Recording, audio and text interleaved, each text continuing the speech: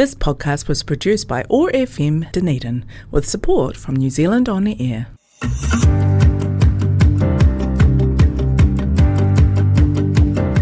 Welcome to What's News Dunedin, brought to you by Hazur Kebab, the radio show that spawned from the 19,000 plus strong local Aotearoa Dunedin What's News Dunedin Facebook group.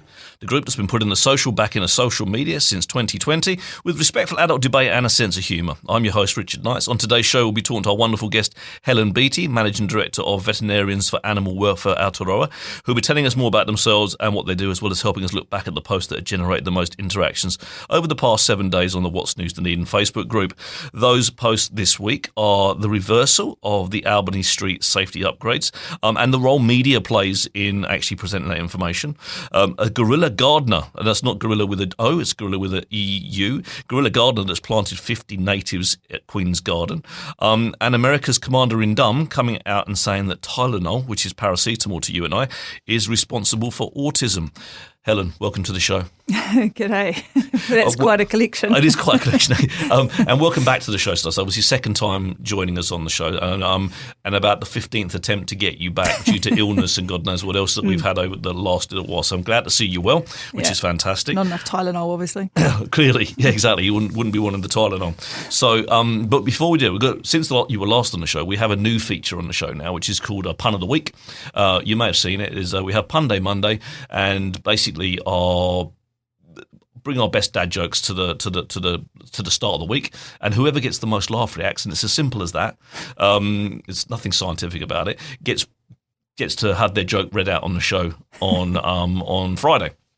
Now, Max Reed is normally our winner when it comes to that. So I put the challenge out to people last week to kind of knock him off his perch a little bit, bring him down a little bit. He needs bringing down. Steve Walker ended up with the top joke this week. So we're going to see if it comes across from the page to the spoken word. So this is all gauged on whether you laugh or not. Okay, so no pressure. Okay. So pun of the week: a man walks into a zoo. The only animal in the entire zoo is a dog. It's a Shih Tzu.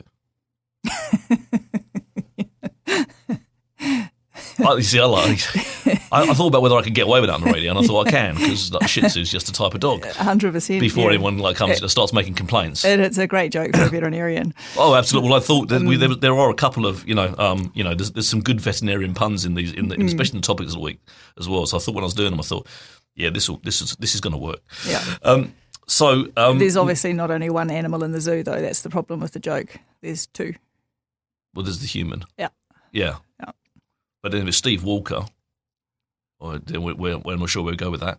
To be fair, there's a debate to be had. Yeah, absolutely, yeah, and Steve's out there, so we'll see. Now, we have our 3 pop questions, which you've answered before, right? So because you've had those pop questions before, you don't get the same pop questions. You get new pop questions. It's just to keep you on your toes. We don't want you just coming in rolling off the answers you did last time. Not that I can remember what they were. So we have new pop questions for you. So first pop question V 2.0 is toilet paper. So when you're hanging the toilet paper roll on the toilet roll holder, is the paper closest to you or is it closest to the wall? Me. Good answer. Yeah. That's the way it was designed. Absolutely. Yeah. Yeah. So I actually turn it around in other people's houses as well. I'm pleased to hear that, because I'm exactly the same. I spend a lot of my time correcting toilet paper in people's houses, because I just look at it and go like, what heathen wrong did that right? So there's always one pop question that you can get wrong on my show, and that was the one, and you didn't. So this is great news. But it's just it does drive me mad when I go to people's houses and someone's just like wantonly thrown, and the paper's against the wall, and you've got to try and get it, and your hand's hitting the wall, and it's just like, have they got no consideration? Is the way I'm thinking. So, right, well, that's cool. So we've got the difficult question well and truly out of the way. Second question, though, who's your favourite Spice Girl?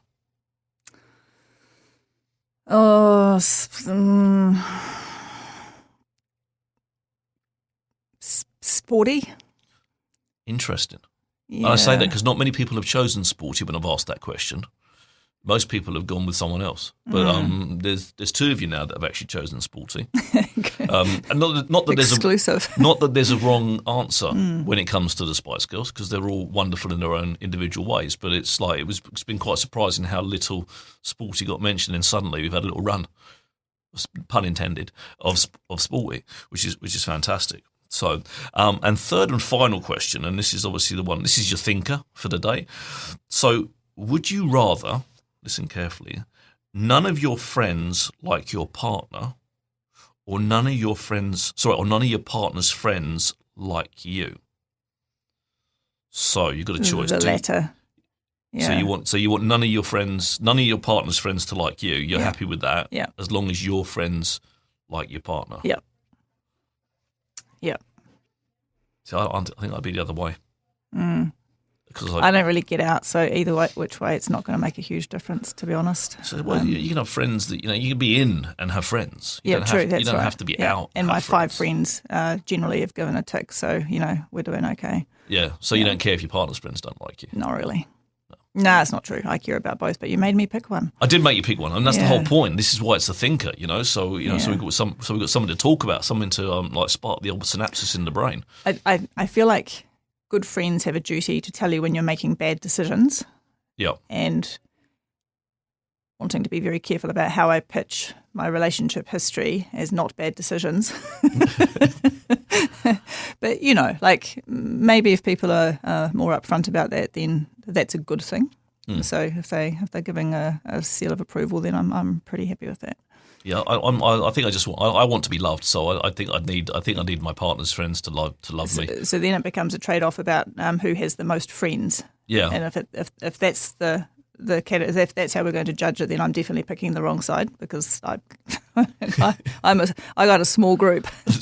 Well, fair enough. Fair enough. So let's move on to the topics of the week. So I want to talk about the reversal of the Albany Street safety upgrades, not in a political sense, because it's election time and we have to stay very careful. I have to stay very careful with how that's pitched. But I wanted to speak particularly about how the role of the media in this, right? So for anyone that's listening, there has been over the last 14 years basically a safety project being sort of collaborated with the university and the students and the poly and the DCC around Albany Street, which is a heavy pedestrian-centric kind of place because of all the students that are walking around the university and campus and crossing from places to other places. And there's been a safety project going on for the last 14 years. Most recently, they had voted months and months ago to continue with the upgrade, which was a $3 million project to improve the safety of Albany Street. And when they approved that upgrade, when they improved that next step of it, 51% of the funding, which is just over $1.5 million, is actually coming from EdZTA because of the nature of the project itself, right? And so that was voted on, and that was said yes, right? And then there was some uproar in the papers because a couple of businesses along that street said that they had not been included in the consultation process, even though that consultation process had spanned over a decade, and I'm sure they were more than aware of it. And then what happened was the mayor then brought it back to the table for procedural problems. Jim O'Malley had to sit back from it because he made some comments that he perhaps shouldn't have done with hindsight, and then it kind of got undone. And then it's just come back this week and then got reversed again because Jim's come back and sat there. Now, I don't want to talk about that part of it, whether that's right, wrong, or otherwise, and what people's position was. But the reason it was brought back is because that if they'd have decided not to proceed, they would have lost the funding from EdZTA, and that goes straight away. But it also makes it very difficult to ask them again for funding. So you can understand why it was brought back to the table. And this time everyone voted, and the outcome was what it would have been if Jim hadn't sat back and we got everything's proceeding. My issue has been the way that my concern is the way that it's actually been portrayed in the papers, because actually what everyone is talking about is a cycleway. Right, so the paper is telling it the cycleway got changed, and everyone gets angry the minute you mention bikes. It's like as soon as you mention parking, people get angry. So the media's portrayed this in they're removing parking and they're making way for bikes, right? So you've got the worst two things in the whole of Dunedin for a certain demographic of our public in the same story, and then they're kind of going and everyone around the table has been saying, well, it's not a cycleway. It's a safety improvement. Right? This is all about 3 new pedestrian crossings. Well, pedestrian crossings are not for bicycles, right? There is going to be cycle space as well, but it's about making more space for mobility parks. There's going to be more mobility parks, so it's actually going to be better access for our disabled far now. But the paper and the media are there going, cycleway. It's a cycleway. And everyone is getting angry about it. And it's really difficult. What I found, because I'm there going, it's not a cycleway, it's a safety upgrade, it's just difficult to wind that back once the word's out there. And how angry people get. And I'm saying to people, like, it's actually for everyone. And they're going, what are you talking about? And then you explain what it is. And they didn't have a clue what it was actually about. But they're so angry that it's a cycleway that they couldn't give a monkeys about anything else. Yep. Thoughts, feelings, emotions? Yeah, well, I have a lot of emotions. I'm a cyclist. So right, okay. The first thing that's highly triggering. But I think the example or the story reflects a much bigger dynamic, I think, in 2 ways. So first of all, let's talk about a squeaky wheel and, a small number of people creating a huge amount of influence often with vested interest. And I'm not talking about this situation specifically, but in the work I do, that's the case too. If we could talk about live exports and a very small group of people who are controlling that narrative when actually there's probably, or inarguably, larger numbers of people who don't want that practice to happen. But the squeaky wheel is really a very powerful tool sometimes, particularly when there's certain dynamics like capture of regulators and so on. Should you have a squeaky wheel on the bicycle though? It doesn't sound like you're maintaining your bike very well. No, that's true. Yeah, it was a great pun too. So I think that's an interesting thing, right? Like if squeaky wheels can disrupt process, then fundamentally to me it seems like there's an issue, which is partly what you're alluding to, like how the process has been run or how it's raised up. The second thing, again on a larger scale and not just around this issue, is that I think we've been reduced to binary choices, right? This is kind of how the world works. You're either for Palestine or and again Israel or not, right? That's just it's a choice you're required to make, which I refuse to make. I'm 100% for Palestinians. It's abhorrent what's going on. But it doesn't mean I hate all of Israel. It means I hate the regime that's doing what it's doing to Palestinians. You can hate the situation and love the people, right? But that's not how it gets sold to us or presented to us. I was going to say in the media, but that's kind of fair because they are a huge part of that. But it's kind of bigger than that. This is a dynamic that's playing out globally, kind of everywhere you look. You either believe in climate change or you don't. If you're a certain global leader, I struggle to use that term leader actually in reference to him. Yeah, or even a certain councillor. There's a couple of them. Yeah, true, right? So I think and then you have to then go back a step and go, how do we get to the point where binary choices or superficial narratives can be sold to us and they can be so influential, particularly when you say, as you actually explain to people what's going on, they're like, oh, didn't know that.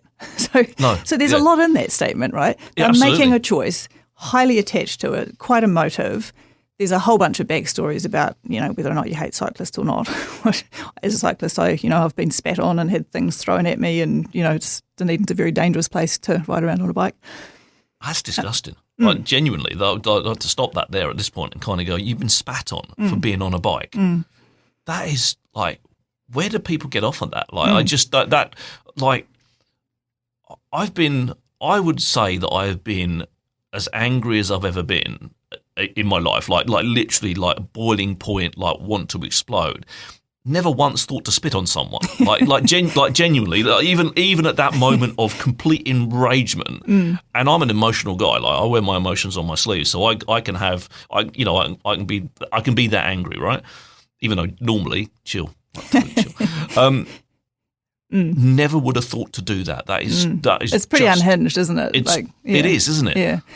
Yeah, and it's interesting. So I often would say to my kids when I head out on my bike or when I come back would be, you really are like protecting your own life, and almost every time you go for a bike ride, something happens where like, your defensive riding skills are the things that save you from some sort of, not necessarily catastrophic accident, but something. I don't know. It's an interesting dynamic, and I'm a cyclist. I think everyone should get on a bike and ride around for 2 weeks and see what it's like to have cars come past too quickly to be spat on. Yeah, too close. Don't do that. Too close. Yeah, way too close, too fast. It's terrifying. I had it on the page a little while ago. There was a picture of a cyclist. I think it might have been Heike, who's from Spokes and stuff. But Heike is I can never say her surname, so I won't even bother trying. Heike the biker, and there was clearly a distance between her and the car, so that if the car door opened, they weren't going to ride straight into and go, arse over apex, and then just go. And the comments of people like taking up the road, and you're kind of going like, this is what the road code tells you. Yeah. You're a driver. Like, genuinely. I mean, my son recently has had someone just drive into the side of his car, pulled out from the side of the road, didn't check the blind spot, pulled inside of his car, written off his car. Within a week of that, another Dunedin drive. These are the people in the cars. These are the people that are so absolutely upset by cyclists. Has literally almost ripped the front of his car off that he's now driving as a borrowed car until he gets a new car. And if it wasn't for his good skills, he would. The drivers in Dunedin are horrible. Like the quality. I don't mean they're horrible people. The quality of the drivers is very, very poor. And I've driven in places that I've driven in the middle of France. I've driven in the middle of Paris. I've driven in the middle of London, where you'd expect people to be bad drivers. They're actually quite good, because they're doing that to stay alive, And I think, it always intrigues me how impolite drivers are, particularly, I think, where there's less people, because you don't, if you don't let someone in, it doesn't really matter. You wait 4 more cars and you go, whereas overseas, when it's so busy, people, give way, they let you in, they're, quite courteous, was my experience. I would like to see actual data to say who's the worst drivers, because I'm sure other cities would probably fight you for that. Possibly, but the impatience of drivers is crazy in this country. Yeah. In this city is mad. Yeah, and I think, I think some of that is, I have to say, slightly guilty of this, because I actually rode my motorbike today, but I parked down the road, realised I was 2 blocks away, and I was like, damn it, I'm going to have to walk for a block and a half. I'm like, it's ridiculous, right? Because we just expect you can pull up outside the shop and, run and do business or whatever. So, slightly guilty. Did check myself as I'm like, damn it, I'm going to have to walk a block and a half. But yeah, anyway. But I mean, I think the coming back to the sort of the discussion around Albany Street, I think that what you're seeing playing out is impacted by some of these kind of quite big global influences or direction of travel around how information is provided to us, the clickbait. What I was going to say is you can't really, and I'm a very big fan of talking about wicked problems, these things where there's just like, instead of being 2 connecting pieces in a puzzle, there's like basically just a scribble that a toddler's done and they cross over in multiple ways and you can't untangle it very well. So there's no one lever you can kind of pull to fix those things. There's lots of things you have to think about how we got there, and therefore what response you need in order to, start making change or heading in the right direction. And I think to point the finger at the media, not to suggest that's what you did, Richard. No, I did. Okay, good taking ownership of. I think it's a little bit premature, because actually the reason it happens that way is because we've enabled it, right? By clickbaiting and not being engaged and not holding to account and not being prepared to do our research. Now that's been influenced by the fact that there's just so much these days. You just don't have time to, dive into every issue that comes up on your feed as you're scrolling by. Like, that's a job in itself. So, it's quite complex about how we got to that point that this is how it plays out. Yeah. Overall, do I think it's a good thing this is what's going on? No. Like, around the what was a potential wind-back, but also kind of how the narrative is played out. But I think changing it is much more complicated than just going, we just need this thing to happen. Yeah, we just need to fix the media. No, we don't. We actually need to fix our consumption. Yeah. And we need to start questioning more.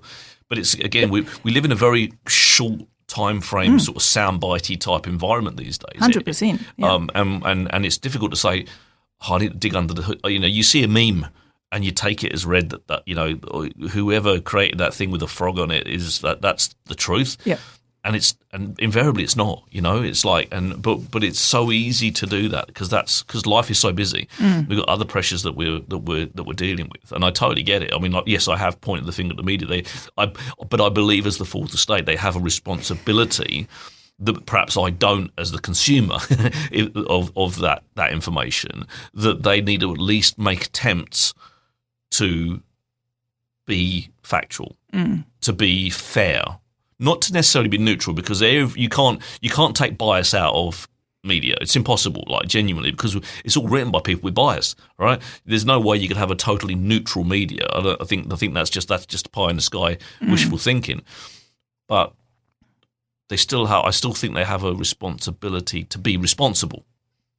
Yeah, I agree with that. Then we think about, how money gets made. It's how many clicks.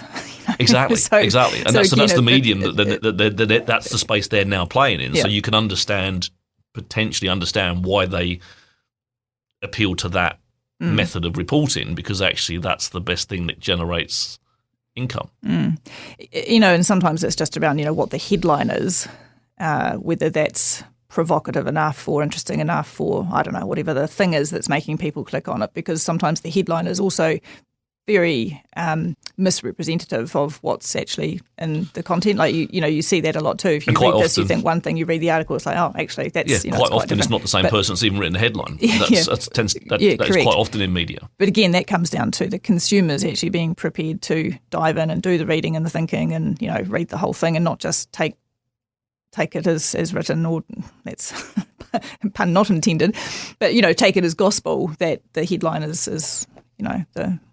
As always, you and me talk too much, because we're like 20 minutes into the show. We've only covered one topic in a week. Yeah. Well, I just wanted to have one more thing about that, around the vitriol around the cyclists and the cars. That's a really good example of kind of the challenge, and about why we need safer cycling options.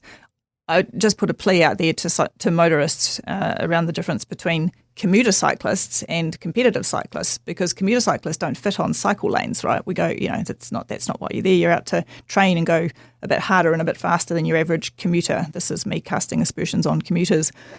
So there's also tensions around, who you are as a cyclist and what it is that you're trying to do. So I've been spat on and had things thrown at me because I'm on the road when there's a cycle lane, and they, that's also apparently objectionable behaviour. But actually well within the road code and your legal rights to be so. Absolutely, yeah. I have pointed that out at the window, tapping on the window at the lights a couple of times. Didn't go well. I can't imagine it will. Now, moving on. Yes. Gorillas. Great. For a vet. The gorilla gardener that planted 50 natives in Queen's Garden without permission. So that was a thing. My understanding of it is that there was some discussions going on with DCC around sort of planting in that area, and someone's kind of taken on themselves to just kind of go, I'm going to put 50 trees in here. Thoughts? I love me a native, Yeah. And putting plenty of greenery around the city is an excellent thing. I just have some concerns about the fact that if everybody went around planting trees in a guerrilla fashion, then what it's going to end up looking like. I read the story with interest because I was like, oh, super sympathetic. It's kind of a good thing, but actually, yeah. Yeah, it's one of I'm the same, because I've got absolutely brilliant, more greenery, but at the same time, what if it in a city, in a very citrus urban centre, what if it affects services underneath the road, or what if it, what if the roots, when their roots grow, that suddenly, they're now pulling up the pavement because that person, unbeknownst to them, as part, put it a metre too close to the pathway. It's like one of those things. It's just like I get it, I like it, but I also don't like it. Yeah. Yeah, I mean, I think on balance you have to land with we need some sort of plan around how this is going to roll out for the reasons that you have identified. I would also like to see, far more sponge citying around getting, how they plant lots of stuff and things to absorb water and yada, yada, yada. Like the more we have of that, the better, given climate change is coming at us and all of those things. But I think that needs to be organised. It needs to be planned. There needs to be people. The trees need to be in the right place, right tree, right place. That doesn't just apply to a rural context.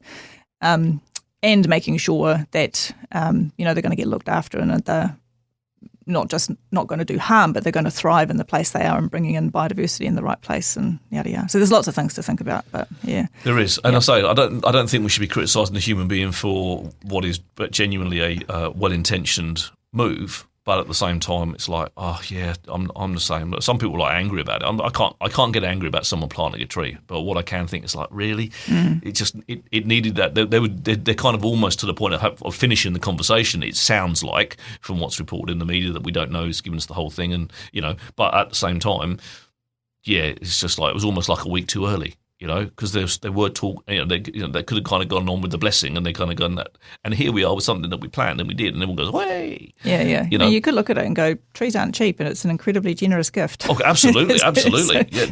But if they aren't in the right place, and like you say, there's infrastructure and things that are going to get damaged long term. You can shift them obviously, but yeah, it's there's a cost involved. Yeah, I kind of my heart was kind of with them, to be honest, but with a bit of a caveat. This isn't. But in my mind, I see the word gorilla, and I see the big back, I see the big hairy furry monkey suit, and a man just like there with a shovel, and I just can't help myself. Yeah, because it's just like it is what it is. Let's move on to our third and final topic. America's commander in dumb. Coming out and saying that Tylenol, which is paracetamol to everyone, and I'm making this point here now. Like when I've always kind of watched American films or read American books, they always talk about Tylenol as the painkiller. Like, so, the sort of haggard detective is like cracking back the Tylenol, and in my mind it was always this it was just like a rock hard, super tough drug. And then I found out it was paracetamol, and I'm like, really?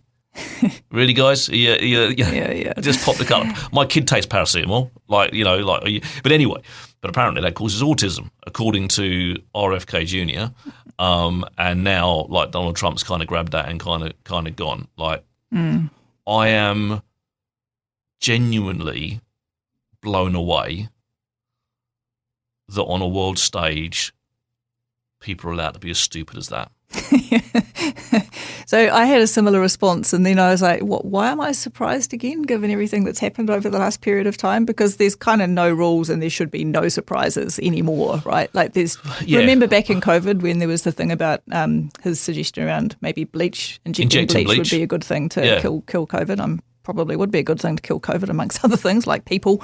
Yeah. When it's injected, not when it's used appropriately as a bleach and yada yada. Yeah, look, I mean, it is 10 years ago, it would have been utterly unbelievable that this kind of conversation could be playing out, coming from the President of the United States. But frankly now, I just think we should not be surprised. It's just one thing after another. So I guess all of this needs to be qualified by there's probably a whole bunch of impacts of a whole bunch of things that we don't fully understand. However, there is absolutely no evidence to support the statement that he's made. No. And equally, that's the starting point, right? Equally, there's no evidence to support the fact that when the escalator stopped, that was a massive conspiracy theory by the UN. That was a planned attack by the UN to make him look stupid, because he can do that all on his own, right? Like, genuinely, he does not need. He's the one person on this planet that does not need help to look like an idiot, right? So literally, I watched it, and the escalator stops because the videographers run at the top.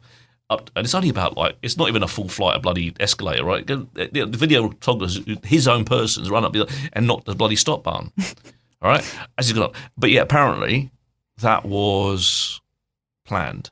Yeah, I mean, coming back to what we were talking about before around the media and how we consume news and all of these things.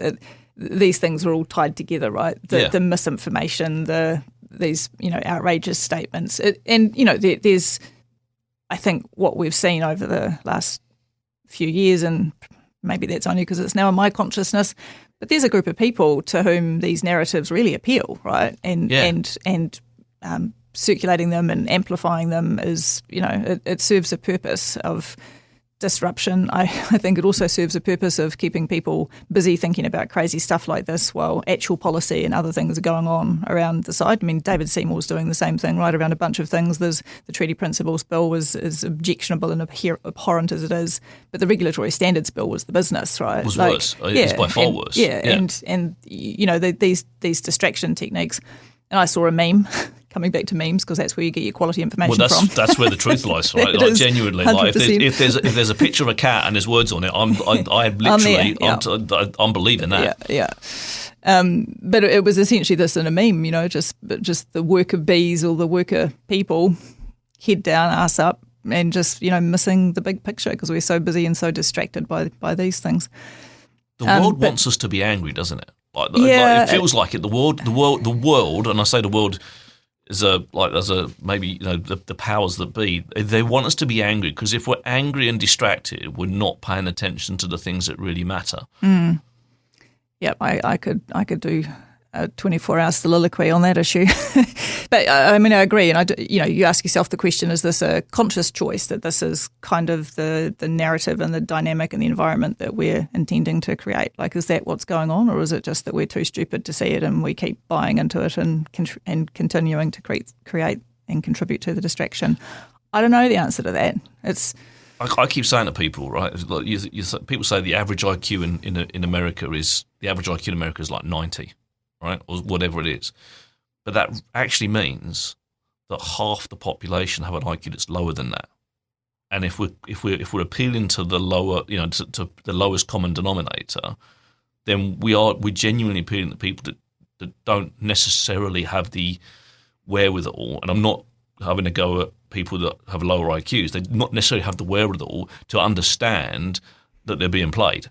Like they don't understand. They don't have the necessary cognitive function or critical thinking skills, because we don't teach critical thinking skills at school, right? We've stopped teaching people how to cook, right? We've stopped teaching people how to sew a button. These are things that you and I would have learned at school, showing our age. But people don't get taught how to life anymore. Or they don't seem to. We seem to get taught a little bit of life when we were young, when I was at school. It doesn't appear to be. There's some things that people kind of need to know, like how to navigate social media. There's some life lessons that you and I wouldn't have been taught because the things that didn't exist. Didn't exist, exactly. Yeah. I did my computer science degree before Windows 95. Before the PC was a thing, right? I did a computer science degree. I got asked by a young person recently whether I was alive when there was no internet. I was like, oh, bless, she actually thinks I'm a dinosaur. I'm from the olden days. But yeah. But we were, technically we were. Like you and I would have been born before the internet. Because that was 80-something. Yeah. Got my first email in 97 or something. It's gobsmacking, really. My children don't understand the whole sort of electronic noise of a modem connecting to a telephone line, to take 4 minutes to connect and then 24 years to download a song. To download a song. All of that. This comes back a little bit to that level of distraction. I think that we were just talking about before, but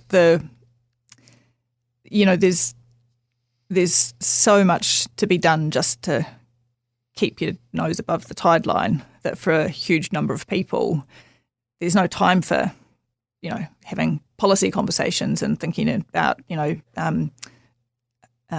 politics and policy and who you're going to vote for and what's actually genuinely going to be best for the world long term. I would really like to see some of that, what's best for the world long term thinking playing out in some policy. So I think and again, is that engineered? I don't know. I think at this point it's a bit of a rat wheel, really. We're on it. Capitalism's here. Growth is good. More. Yeah, trickle down. Yeah, doesn't work, but there you go. Yeah. I'll quote someone very famous who said, trickle down economics is just the rich pissing on the poor, which is a very good way of looking at it. Absolutely. Yeah, exactly. But, the disenfranchisement, I think, that has happened, we were talking about Tylenol and, all that crazy stuff in America, but it's not limited to America, right? It's here. And again, the COVID situations that we saw playing out here in our very own Parliament grounds, which I remember looking at that at the time and just going, this is some sort of movie, right? This is not our country. Yep. This is not who we think we are. It's not who I thought we were. But actually, what it demonstrated to us is that not just in America where there's disenfranchisement, it's right here in New Zealand. It's everywhere. Where no one's isolated from it. We've become a very small world, haven't we? With the internet, yes. one of my favourite sayings one of my favourite sort of sayings is the fact that now that we have access to all the world's information in the palm of our hands, we've become more stupid as a human race, and that's I genuinely believe it. It's made having all that information has made us dumber. Yeah, I in lots of ways I agree. I mean, obviously there's a access to a vast amount of information that you can inform yourself. Like Donald Trump could have read about Tylenol and seems to have chosen not to. Are we sure he can read? Well, there is that. But, coming back to your example about sewing a button, these things are all connected, right? Because rather than learning how to sew a button on, and frankly, I don't know that either of my kids know how to sew a button on. Like I have a sewing machine, I can mend stuff. As you said, we learnt these skills at school. Now you throw it away and order another $2 T-shirt from wherever, offshore. So, and again, that all just comes back to this sort of broader global consumerism, capitalist market, free market. One of the things that's annoyed me the most in recent times is our consumerism and how we're sitting here and we know it's a climate emergency. We know we're in a situation where the world is getting warmer. The world is actually getting worse to live in. There's more things happening more often, and we're being more wasteful. And like I've got a washing machine that I'm going to have to replace soon.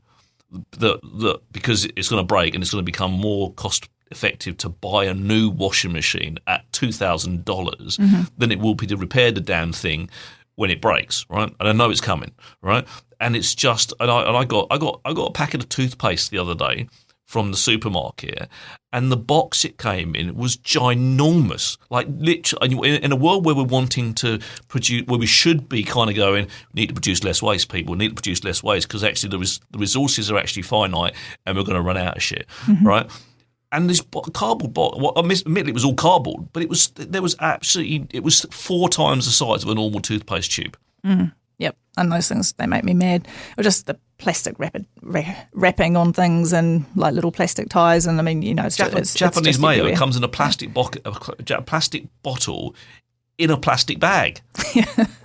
Why? Why? It's in 2 lots of plastic, not just 1 lot of plastic. Yeah.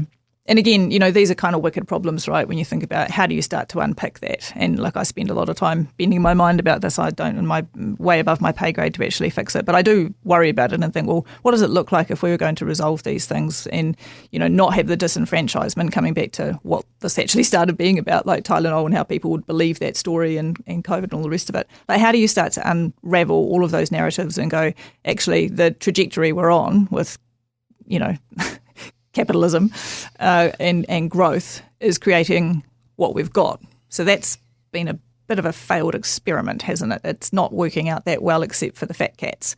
So how do you actually restructure that and provide a much more equitable society? And then let's think about, the difference between the Western world and the developing world. So this is, it's not an even playing field, right? There's a whole bunch of things that need to be brought up, and there's a whole bunch of things that need to be brought down. But fundamentally, finite resources, we simply cannot have indefinite growth, and making people wealthy doesn't seem to have made them healthier or happier. No. So there's so many flaws in the system, and yet there's little appetite to actually, materially change it because of how it's so interconnected, the global trading system and just everything. It's just a quagmire.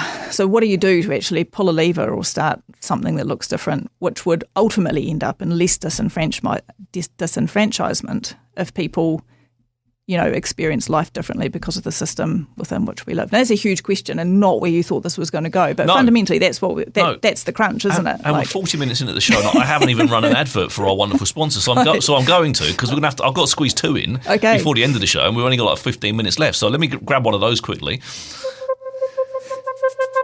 Have you checked out Hazur Kebab yet? It's your go-to for a delicious lunch, a tasty dinner, or anything in between. Order online to save time and pick up some delicious, authentic Turkish cuisine in just minutes. HazurKebabCafe.co.nz. Dine in or take away at 906 George Street. Wonderful kebabs. Not going to talk about them because I talked about them last time. We're going to run out of time. I want to talk about you. Obviously you've been on the show before, but I want to talk about some of the things that you touched on earlier as well about the animal side of things, because we've had some animal stories in the week in the news this week, and the poor whale that was stranded at Blueskin Bay. I also want to talk about the live exports thing, because it's kind of seems to have gone very quiet about that, and I don't know the whys and wherefores, and I'm sure you will. But I do want to come back to actually, your specialist topic, which is obviously aminals, because we love them, and I also want to start. I also want to touch on, and again, I get the feeling that you and I could do like 12 shows in a row and would still have stuff to talk about.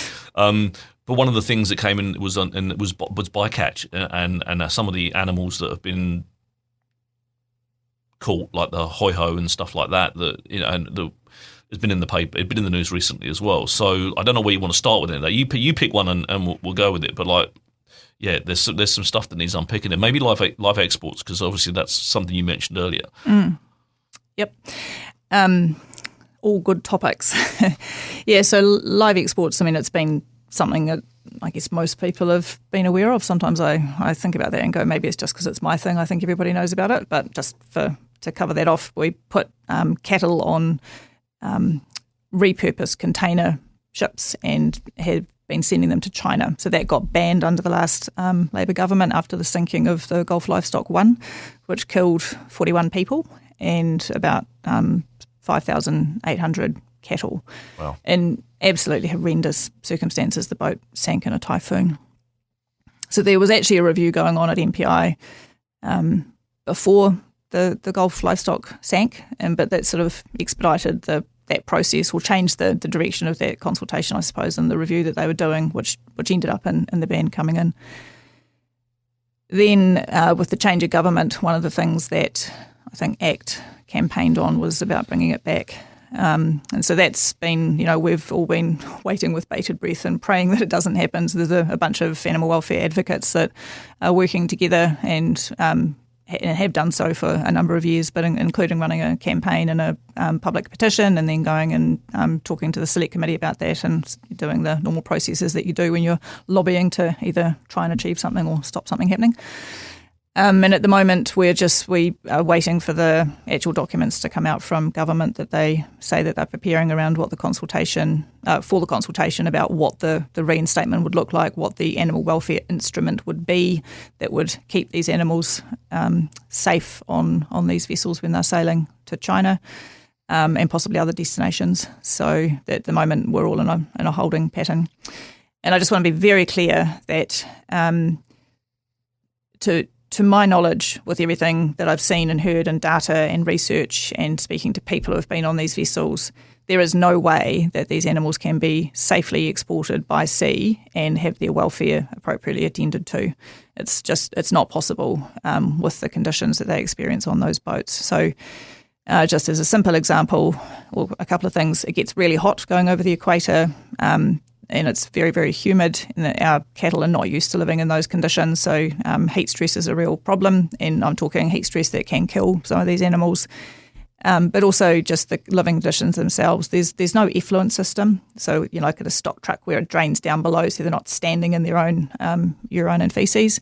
So on these vessels, there is no effluent system. They pee and poo onto the pad, and then they lie in it. And so it gets very, very messy. Think about just lying in muck, essentially, for 21 days. It does get cleaned out a couple of times, but yeah, it's pretty abhorrent.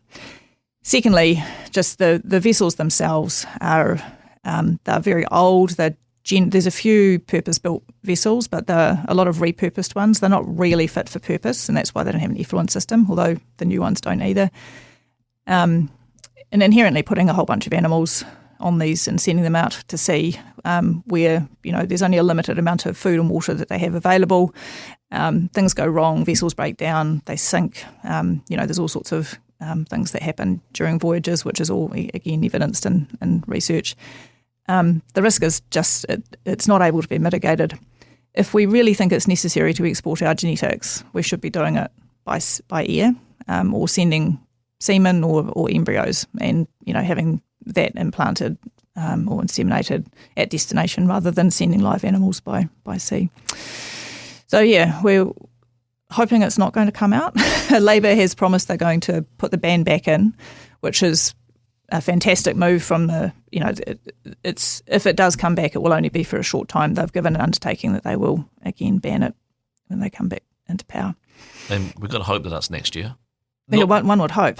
One's got to hope. I mean, not because I'm a massive Labour fan or that, but I just think this current collaboration is probably the most regressive and racist that I've seen in the 15 years that I've been in this country. When John Key was here, I didn't even notice government. Like I wasn't paying attention, but I don't ever recall being enraged by my government. And again, when the next lot got in, whilst again I was paying a little bit more attention, I never felt enraged by my government. I feel enraged by my government in the last 2 years, and I will do for the next year. I'm sure, and that tells me we've got the wrong government. It's not about who it is; it's just the fact I'm so angry about it. Yeah, and I think it's interesting, isn't it? Because if you look across the policies that have rolled out that have made people angry and enraged, it's so many parts of society. From the pay equity claim, like my daughter tries to avoid conversations about politics with me because I get on my high horse and start using too many words. But when that happened, she sent me a meme where you get your truth from, just enraged and for her to sort of engage it interested me that had triggered her to bother risking an engagement with her mother about politics.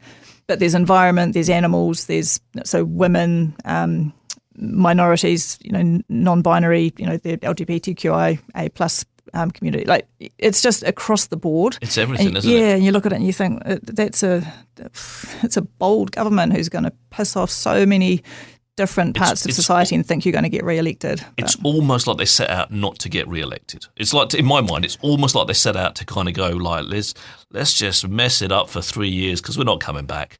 Because we're just gonna. But my fear is that they come back. My fear is that they come back. My fear is that they get another term. If we're not paying attention right now, they'll get another term. Yeah, I think to your point around they did it so they went one term, let's go hard, said no government ever, to quote Andrew Geddes from my law paper last year, like power is good. He's a smart man. Yeah, and we understand how it works. So I don't really believe that's what they've chosen to do. I saying that, despite all of this stuff that I believe to be quite egregious, and it goes very much against my highly socialist and indignant self. The difference in the polls is not as great as it should be. No, so I agree. We need to be given something to vote for and on the other side. And if we want to come back to the disenfranchisement of the globe, she says boldly, of a certain faction of many populations in the developed world, it's not just parking the developing world, capital gains tax is not going to fix it, right? We need more than that. No, we do. So there needs to be some sort of really bold vision, in my view, that gives us something to hope for, that we can really close the inequity and make a difference to... I had a conversation yesterday with someone, I tried to have a conversation with someone yesterday about the Frontiera 1.3 billion, 1 billion profit on top of paying out 16.2 billion to all its shareholders, which equates to about 9,000 farming families apparently, right, or about 11,000 farmers, right? So they're getting anywhere on average between 1.4, depending which number you use, 11,000 or 9,000, between 1.47 and 1.8 million dollars per entity, right? Average, right? And I know some will be getting vast amounts more, and some will be getting a lot less, right? But I try to have the conversation like, you're trying to uphold Frontiera as being this wonderful entity, like, because they're doing so wonderful things. And Nicola Willis has done the same thing today in the paper, in the press, to say they're wonderful. Look what they're doing to the community. Well, no, hang on, look what they're doing to the waterways. Look what they're doing. Look what they're doing. Not Frontiera, but look at the mess that they're putting into the wild rivers. Like, yeah, they should be paying tax, but I want to know why they're paying tax at 28% and I'm paying tax at 33%. Right, and I know mine's tiered, right? But ultimately, why is my level of tax, as someone that doesn't earn anything like billions, all right, lower than someone that is literally making money? And I said this on the page, and I'll stand by it. Like, when you're paying $16 billion out to someone and you're also making $1 billion profit, someone is getting screwed, right? And it's not the people with money in their pockets. Yeah, I mean, this is, again, you're going to get sick of me saying this, but this is a wicked problem, right? There's so many parts to that, to what you've just said. So if we go back, and I'm not a history scholar on this, but how Fonterra came about being created was as a merger of companies and da-da-da. Now that the Commerce Commission actually turned down that application to merge, and Parliament passed legislation to allow that to happen. Now, to my mind, that changes things somewhat around the responsibilities that they have therefore to New Zealand as a whole, because they were enabled by our government. By government. So it's The arguments, the arguments put up that it's not a public entity, but it which is true, but there's a little bit of a nuance around that, right, around how they came to be this great big powerful part of our economy. Secondly, shareholders are entitled to their payouts, so let's not argue about that. That's just a fact of how things happen. Totally. But I think the bigger question, or the really gnarly bit, is what you're alluding to, is at what cost does that come? And let's just be very clear, there's a bunch of dairy farmers who are doing a great job. Fantastic so I want to acknowledge that. But when we look at the Canterbury Plains, and, coming back to, we've done this thing again where we never end up talking about VAWA and what we do in my animal welfare interest, because there's lots of other things that are super interesting. But one of the things that I'm really passionate about is the idea of what our future looks like in a resource-constrained world, and how we make sure animals are well taken care of as we transition to that, and what a healthy system would look like that would be really truly resilient into the future from a climate perspective, but also from a resource, energy, restrained perspective. So we're not going to have ongoing access to oil and coal and, cheap fossil energy. That's terrible for the planet. So we're going to have to think again about how we run our systems, because essentially urea is coal, is oil, it's just energy, and so on and so forth. So if we look at Canterbury, we'd want to see, we've got no trees there because the centre pivots to get water onto that land, and there's just these monocultures of cows, and there's no biodiversity, and it's gravelly soil, so the urine leaks into the aquifers. We know all of this. If we were to change those systems, and I haven't run budgets on this, yes, things would look different, but fundamentally a much healthier system, biodiverse, with trees, different species, different animals, focusing on feeding our people first rather than necessarily just the export dollar, which, is another whole big conversation. Then that's kind of the space that I'm really interested in working in, and trying to engineer change towards those more resilient futures. And that would mean that the Fonterra model would look a little bit different, right? Because it wouldn't be just on volume. It would have to be on a value model where actually we're paid more per kilogram of milk solids because it's produced in an environmentally friendly way, an animal welfare friendly way. A sustainable way, and all those kind of bits and pieces. Yeah. Now that's it's a short summary of a very, very complex problem. Yes, which it doesn't solve butter prices. Another show on its own. Again, quickly, before we run out of time, I'm going to get another quick advert from our wonderful sponsor.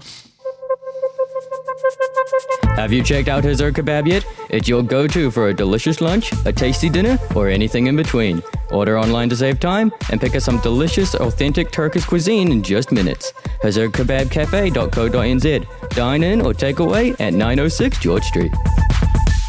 So I think next time you're on the show, we're going to have to just barricade the door, right? And then literally take like guerrilla warfare style, take over the show, take over the whole airtime for the rest of the afternoon, basically, unless they pull the pin on, unless they pull electricity on us, because we've literally got 2 minutes left. So I can't believe we've run through 55 minutes again. We did this last time, to be completely fair, and barely spoke about anything that you do. We've just literally try to fix the world in 55 minutes. And maybe I should change the name of the show, like Helen and Richard fix the world 55 minutes.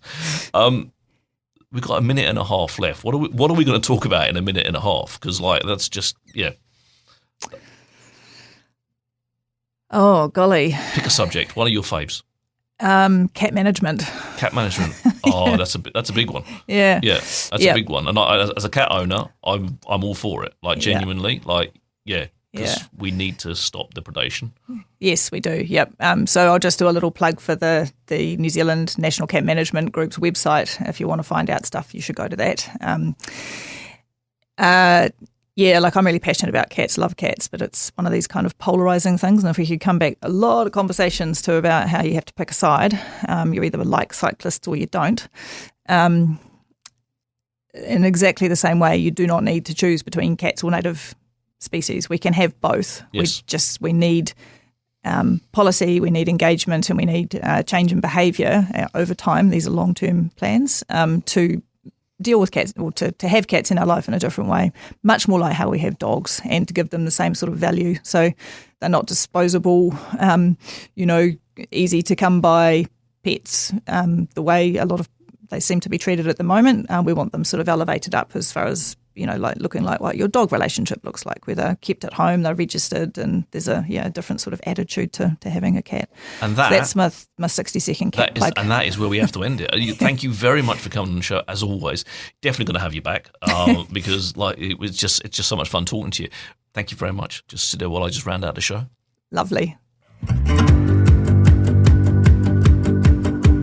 Well, that's a wrap for this week. Thank you for tuning in. I've been Richard Knights, and you've all been wonderful. Remember, if you're looking for a robust, respectful, adult debate about all things local and further afield, and a welcoming online community that doesn't take itself too seriously, come and find What's News Dunedin on Facebook and join our fun. On next week's show, we talk to Ajax Banstola, super podcaster extraordinaire, and look forward to seeing you next Friday at 12 on OAR FM. If you want to listen to the show again, or simply share it with your friends, you can find the podcast on oar.org.nz, or even on Spotify, YouTube, or your favourite podcast provider.